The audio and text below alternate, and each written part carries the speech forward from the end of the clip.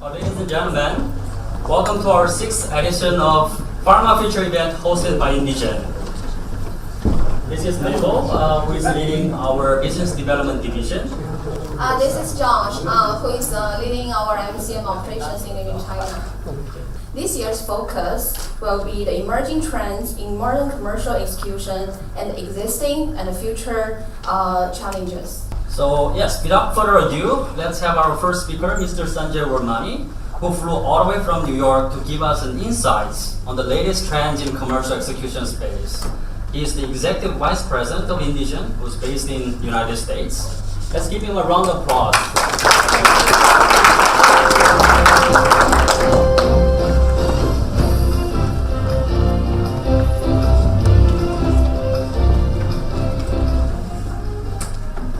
Hello everyone. Hao.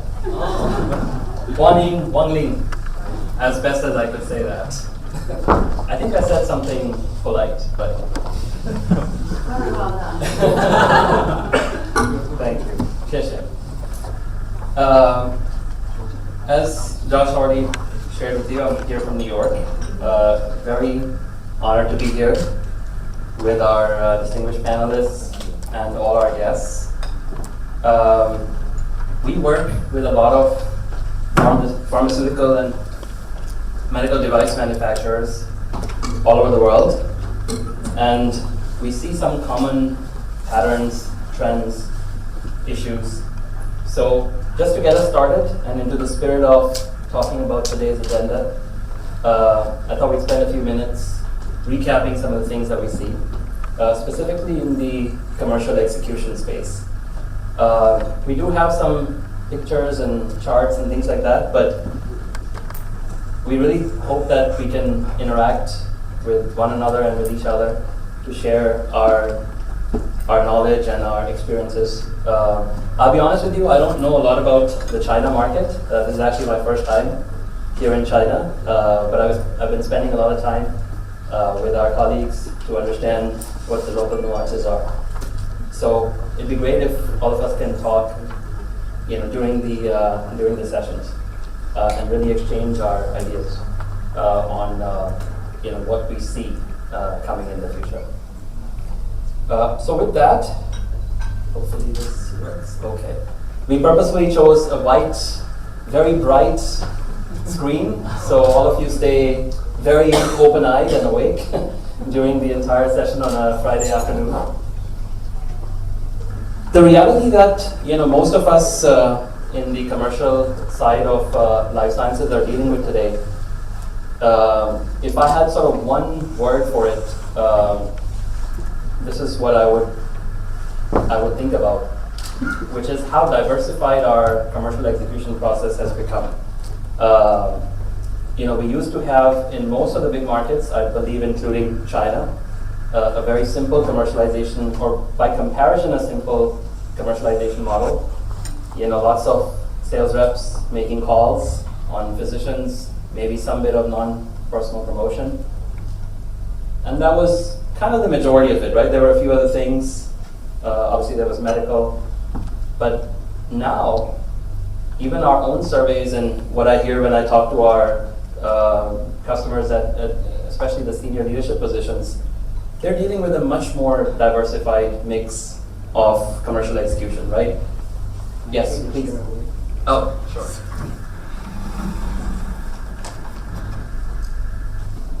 I don't know if we have this in the packets or not, but we do have these survey reports included in the packages if you would like to see those.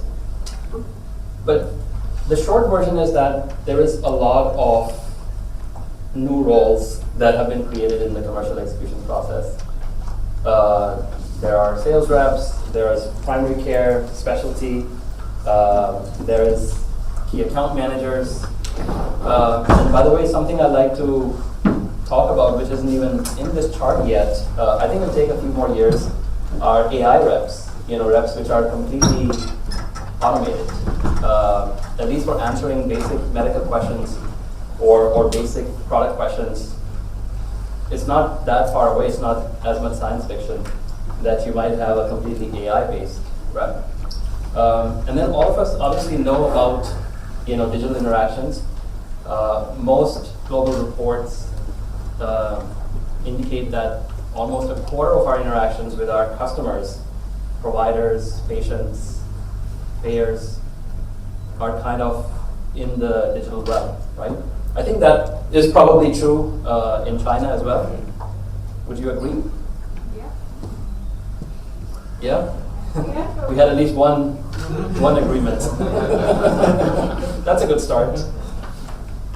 Well, I understand that most healthcare providers here use WeChat constantly, right, to conduct their daily lives. So it's not surprising that they would expect these kind of interactions to be digitalized also. So this is the reality of today and of tomorrow, right, where the commercial execution mix is much, much more diversified. The question then is, do we think that it's effective, right? It's one thing to have more channels, more types of roles, more types of representatives, but is it really effective? This is some interesting data that I actually do have about the productivity of the sales effort. And you can see it's not just in the US context, which is where I come from, but also in China. The productivity of representatives is declining, right? Whether you measure it in dollars, whether you measure it in number of calls, you measure it in number of interactions, you measure it in physician satisfaction.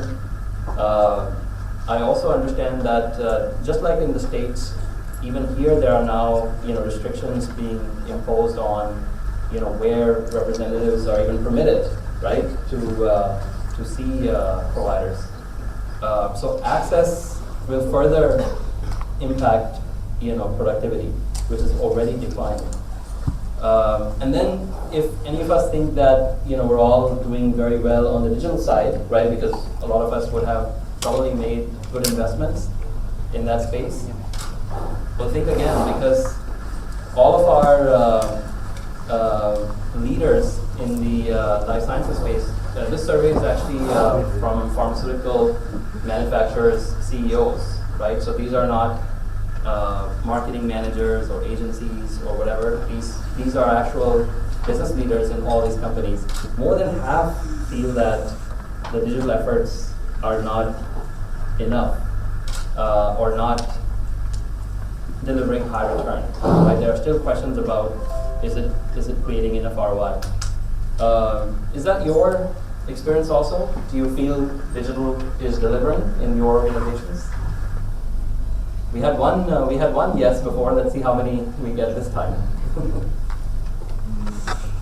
No? Yes? One? And by the way, this is not unusual, right? We feel that there's a significant ROI because we might be making a lot of investments in the digital space. We might also be getting some level of interaction with our customers. But given the fact that this mix is now so much more diversified, and in fact, you might actually have customers who only engage with you on a digital basis. If you look at it from that lens, would you feel that you have mastered the art of digital, right? Probably not, right? And by the way, if you also think about engagement with patients, I know it's a little bit different in different markets, right? The regulations are a little bit different. What you can and cannot do in terms of engaging patients, but ultimately that is our end customer, right? So from that standpoint, this question becomes even more important. Do we have, as an industry, enough expertise in managing digital communications with all our customers that we can actually manage this transformation? We can be successful and effective in this transformation. So I think this is still a very important question, a very central question, as to whether there has been enough value been created with all of these initiatives, right? I know there's been enough investments, but is there enough value? And this is what the customers tell us, right? These are surveys which we conduct on a regular basis. And if you think about the users of all of these technologies, the medical reps, the sales reps, the account reps, they don't really report a lot of satisfaction, right? There's still a lot of needs that they report as not being fulfilled. And not only that, if you look at the customer side of things, right, it's equally interesting. So many healthcare providers, and this is a global survey, by the way, so this is not specific to China or specific to the US. It's a broad spectrum of customers which we surveyed, of healthcare providers which we surveyed. And they report that even basic needs like having rich scientific content available to them whenever they want it is not always the case, right? In fact, more than half the times, it's not what they're expecting from us as an industry. This is actually China-specific data. And what was interesting to me here is that there is almost a double-digit growth, right, in how digital customers are, and it's pretty secular, right? If you look at major cities or tier 2, tier 3 cities, it's pretty strong. And this is no different from what we see in North America or in Europe. Latin America, I don't know if there's anyone from the Latin American region over here. No? Interestingly, we see a very similar pattern in Latin America as well. They also have the major metro cities, the large cities, and then the tier 2 and tier 3 cities. They also have a very hospital-based infrastructure, unlike what we used to have in America, which is also changing, where physicians are becoming much more hospital-based than they are in solo practice. And we see the same sort of trend in all of these geographies. So, if we take an example, which I think most of us would be familiar with, which is our investments in Salesforce automation. I met a few colleagues just before we started who are from these commercial operations, Salesforce effectiveness side of things. So you would know that the investments that we're making in these technologies is not trivial. Millions of dollars, right? And that's just the technology. Maintaining and running that technology, all the operations that support it, right? Whether it's content, whether it's analytics, whether it is management of training and things like that, it's even more investment.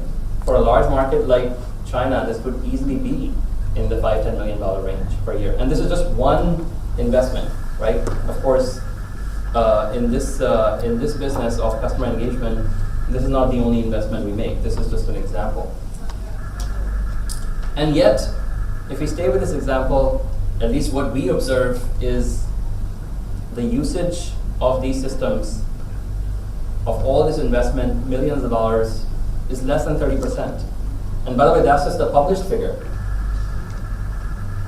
In actually talking to customers in the commercial operations and in the IT side of these companies, I routinely hear percentages in the 5, 6, 7, 10, 12% range. So if you think about it, things are becoming much more diversified, much more digitalized. Investments are being made, millions are being spent, and yet the process of actually using these technologies and getting that engagement with the customer, right, which is ultimately what this is all about, it's less than 30%.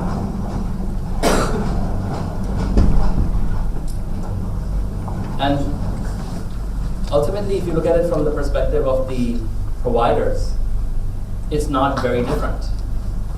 The actual responsiveness that we observe, right, in working with the industry is also in that same 20-30% range. Is that consistent with what you see in China, or do you want to have a different opinion about this? About the same?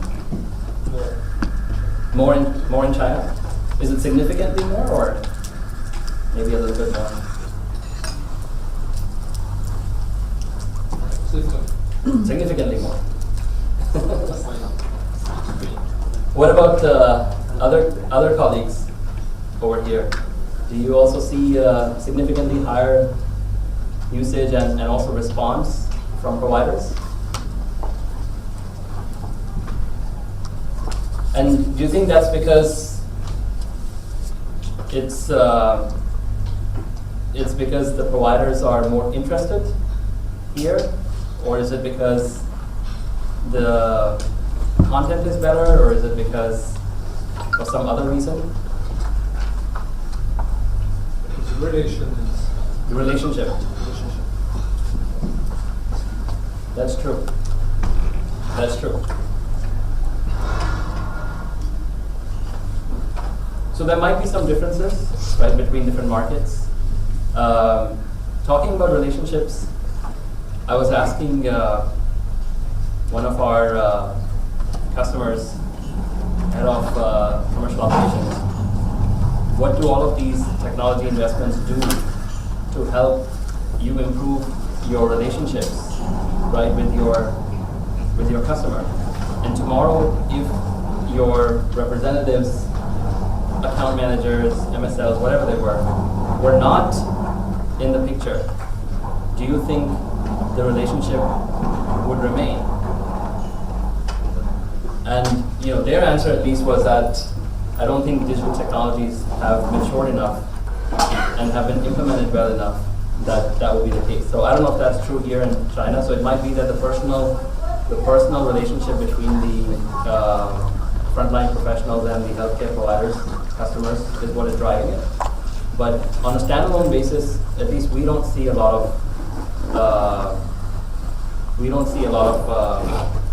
usage and response from healthcare providers, right, globally. And by the way, this is just an example, right? If you look at other technology spends that you have in this commercial execution area, whether it's marketing automation, whether it is web and other things, at least we see, broadly speaking, a very similar picture.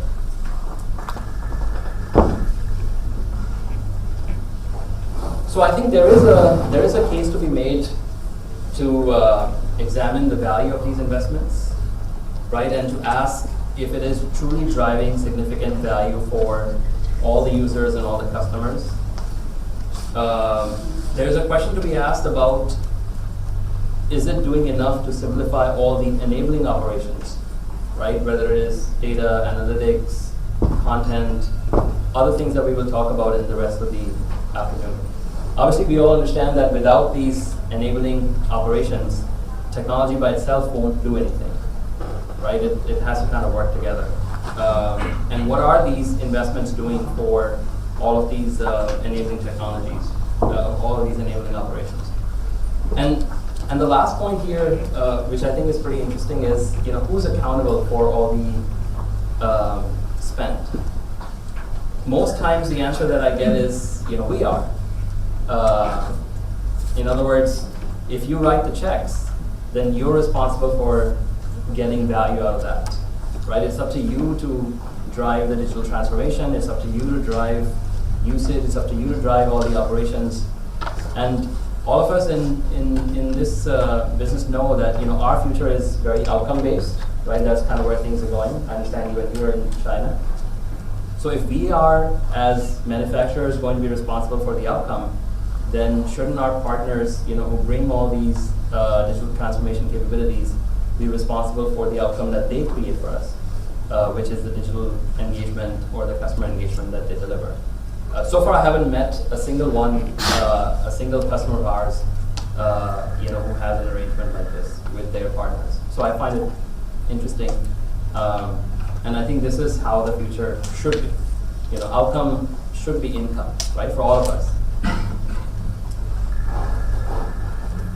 And I think that's still just the beginning of things. Today we have many colleagues here who lead commercial operations. Obviously, this is part of the organization that has been around for a long time, right? Consisting of sales and sales operations and other things like that. All of these investments in MCM, right, multi-channel marketing. at least I feel that the most pioneering companies have started to think about not just commercial operations, but customer operations, right? Setting up infrastructure like this, where all the components of customer engagement, whether it is digital, whether it is sales-based, whether it is medical, whether it is directed towards providers, whether it is directed towards patients, all of these things work together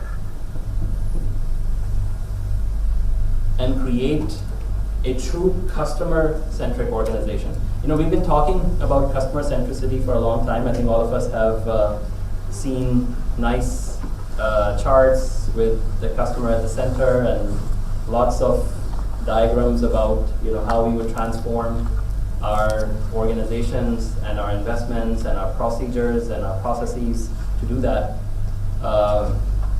When I look at, you know, how our customers deal with this, at least on a day-to-day basis, I don't see the value of all of that. I don't see the actual implementation of that customer-centric mindset. I don't know if it is different in your organizations. Would love to hear more about that during the afternoon. But a lot of that is still very theoretical, right? It's theoretical because, you know, the journey of the customer, the interactions between different customer groups, the interactions between providers, patients, this stuff still doesn't work together. And I think the fundamental reason is that we're still thinking of this as, you know, commercial operations, sales, marketing, different technologies, different partners doing different things.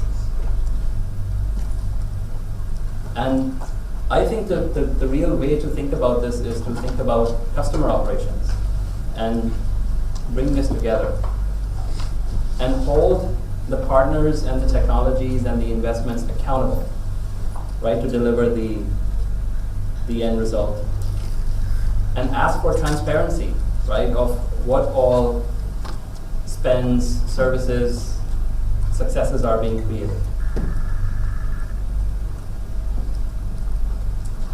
So I think, just to conclude, and then we can begin some further discussion, I think this journey is inevitable, right? It's a matter of time. Some companies will do it faster, some markets will do it faster, but, you know, moving from these large investments in all of these systems with not enough value for customers, for employees, for users, to a more value-based way of thinking, and then eventually to have a true customer operations mindset. I think this is really where we have a chance to truly innovate. So that's it. If there was any other questions or comments, we'd love to hear that. Do you think this is a journey that you're already in your organizations, already begun? Partially? Halfway. That's sort of you know, the feedback that I get with most leaders that I have this conversation with. And you know what I find most interesting is that these same manufacturers, in that same survey that I was talking about earlier, of all the global CEOs, right? I think they had 150 companies or so of all different markets, MNCs, local companies. More than, if I remember it right, more than 85% of those CEOs felt that digital is going to fundamentally create new value and new business opportunities for life sciences companies. Not just extending the present value, right? Reaching more customers, reaching more patients. That's just extending the existing business model. But fundamentally creating new value, such a large proportion of these business leaders feel that, you know, that's possible. And I guess they were thinking about things like, you know, digital therapeutics and combinations of digital technologies with devices and medications to create, beyond the pill type of service offerings. I guess those are the things that they are thinking about. But yet, if they just turn their head and look at what is happening inside their organizations, you still see, very traditional structures, traditional ways of making investments. So which is where I think there's a bit of a disconnect, and there's an opportunity to, to be innovative and do something to truly bring this idea of, customer centricity into reality. And I feel that those of us who do that will be better positioned to take advantage of a lot of these digital shifts and transformations. Okay, so with that, thank you for attending and joining us. We hope that the rest of the sessions in the afternoon get deeper into this topic, and we hear a lot of interesting perspectives and opinions on what you see in your organizations and where you see the industry going. Thanks again.